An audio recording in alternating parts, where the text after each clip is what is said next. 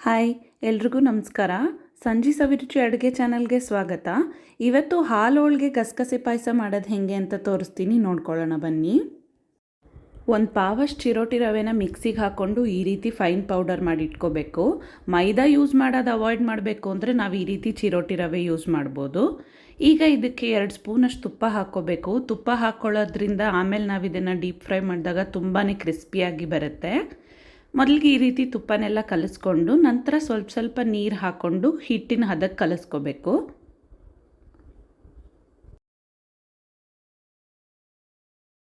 ಇದು ಚಪಾತಿ ಹಿಟ್ಟಿಗಿಂತ ಸ್ವಲ್ಪ ಗಟ್ಟಿ ಕನ್ಸಿಸ್ಟೆನ್ಸಿಗೆ ಕಲಿಸ್ಕೋಬೇಕು. ಸ್ವಲ್ಪನೇ ನೀರು ಹಾಕ್ಕೊಂಡು ನಿಧಾನಕ್ಕೆ ನೋಡಿಕೊಂಡು ಕಲಿಸ್ಕೋಬೇಕು. 1/4 ಲೋಟ ನೀರು ಇಲ್ಲಿ ನನಗೆ ಹಿಡಿಸಿದೆ. ಈ ರೀತಿ ಇದನ್ನು ಕಲಿಸ್ಕೋಬೇಕಾದ್ರೆ ಚೆನ್ನಾಗಿ ನಾದ್ಕೋಬೇಕು.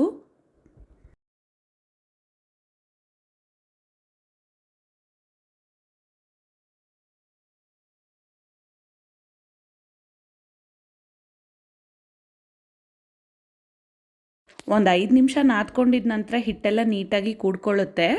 ಈ ರೀತಿ ಹಿಟ್ಟು ರೆಡಿ ಆಗುತ್ತೆ. ಈಗ ಇದಕ್ಕೆ ಒಂದು 1/4 ಸ್ಪೂನಷ್ಟು ತುಪ್ಪ ಹಾಕ್ಕೊಂಡು ನೀಟಾಗಿ ಸವರ್ಬಿಟ್ಟು 15 ನಿಮಿಷ ಒಂದು ತಟ್ಟೆ ಮುಚ್ಚಿಡಬೇಕು. ಹಿಟ್ಟನ್ನ ಗಾಳಿಗೆ ಬಿಡಬೇಡಿ, ರಫ್ ಆಗಿಬಿಡುತ್ತೆ.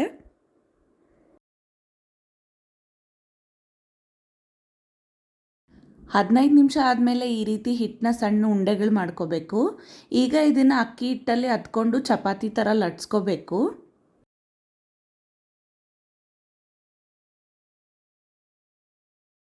ತುಂಬ ದಪ್ಪನೂ ಮಾಡ್ಕೋಬಾರ್ದು, ತುಂಬ ತೆಳು ಕೂಡ ಮಾಡ್ಕೋಬಾರ್ದು. ಈ ರೀತಿ ಮೀಡಿಯಮ್ ಆಗಿ ಲಟ್ಸ್ಕೋಬೇಕು. ನೀವು ಯಾವ ಸೈಜಿಗೆ ಬೇಕಂದ್ರೂ ಮಾಡ್ಕೋಬೋದು. ನಾನಿಲ್ಲಿ ಮೀಡಿಯಮ್ ಸೈಜಿಗೆ ಮಾಡ್ಕೊಂಡಿದ್ದೀನಿ. ಈ ರೀತಿ ಮಾಡ್ಕೊಂಡಿದ ನಂತರ ಹಿಟ್ಟನ್ನ ಹೀಗೆ ಫೋಲ್ಡ್ ಮಾಡಿ 3 ಕಡೆ ಪ್ರೆಸ್ ಮಾಡಬೇಕು. ಈ ರೀತಿ ಮಾಡೋದ್ರಿಂದ ಎಣ್ಣೆಯಲ್ಲಿ ಹಾಕಿದಾಗ ಪೂರಿ ಒಡೆದೋಗಲ್ಲ. ಈಗ ಒಂದು ಬಾಣಲಿಗೆ ಡೀಪ್ ಫ್ರೈ ಮಾಡೋಕ್ಕೆ ಎಷ್ಟು ಎಣ್ಣೆ ಬೇಕೋ ಅಷ್ಟು ಹಾಕ್ಕೊಳ್ಳೋಣ. ಎಣ್ಣೆ ಎಲ್ಲ ಸ್ವಲ್ಪ ಬಿಸಿ ಆದಮೇಲೆ ನಾವು ಮಾಡಿಟ್ಕೊಂಡಿರೋ ಅಂಥ ಚಿರೋಟಿ ರವೆ ಪೂರಿಗಳನ್ನ ಹಾಕ್ಕೋಬೇಕು. ಇದು ಲಟ್ಸಿದ ತಕ್ಷಣ ಎಣ್ಣೆಗೆ ಹಾಕ್ಕೋಬೇಕು, ಇಲ್ಲಾಂದರೆ ಅದು ಅಂಟ್ಕೊಂಡು ಆಮೇಲೆ ಪೂರಿ ಉಬ್ಬೋದು ಇಲ್ಲ ಕ್ರಿಸ್ಪಿ ಕೂಡ ಆಗಲ್ಲ. ಇಲ್ಲಿ ನೀವು ನೋಡ್ತಾ ಇರ್ಬೋದು ಪೂರಿ ಕ್ಲೀನಾಗಿ ಉಬ್ಕೊತಾ ಇದೆ. ಸ್ವಲ್ಪ ಗೋಲ್ಡನ್ ಬ್ರೌನ್ ಆಗೋಷ್ಟು ರೋಸ್ಟ್ ಮಾಡ್ಕೋಬೇಕು. ಈ ರೀತಿ 2 ಸೈಡು ರೋಸ್ಟ್ ಮಾಡ್ಕೋಬೇಕು ನೀಟಾಗಿ.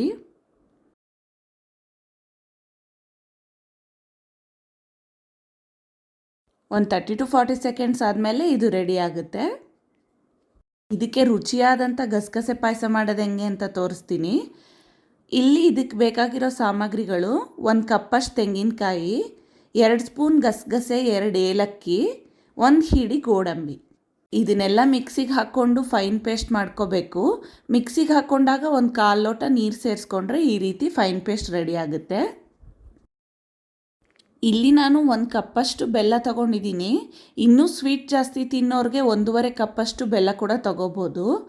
ಇದಕ್ಕೆ ಒಂದು ಅರ್ಧ ಲೋಟದಷ್ಟು ನೀರು ಹಾಕ್ಕೊಂಡು ಬೆಲ್ಲದ ಪಾಕ ರೆಡಿ ಮಾಡ್ಕೋಬೇಕು.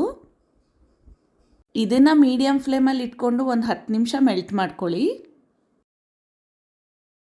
10 ನಿಮಿಷ ಆದಮೇಲೆ ನೀವು ನೋಡ್ತಾ ಇರ್ಬೋದು ಬೆಲ್ಲ ಎಲ್ಲ ನೀಟಾಗಿ ಕರಗಿದೆ. ಈ ಸಮಯದಲ್ಲಿ ಸ್ಟವ್ನ ಮೀಡಿಯಮ್ ಫ್ಲೇಮ್ ಮಾಡಿಕೊಂಡು ನಾವು ರುಬ್ಬಿಟ್ಕೊಂಡಿರೋವಂಥ ಗಸಗಸೆ ಮಿಕ್ಸ್ನ ಇದಕ್ಕೆ ಹಾಕ್ಕೋಬೇಕು. ಈಗ ಇದಕ್ಕೆ ಒಂದು ಅರ್ಧ ಲೋಟದಷ್ಟು ನೀರು ಹಾಕ್ಕೊಳ್ಳೋಣ. ಇದನ್ನೆಲ್ಲ ನೀಟಾಗಿ ಕಲಿಸ್ಕೊಂಡು ಒಂದು ಸಣ್ಣ ಕುದಿ ಬಂದಿದ ತಕ್ಷಣ 1 ಲೋಟದಷ್ಟು ಹಾಲು ಸೇರಿಸ್ಕೋಬೇಕು.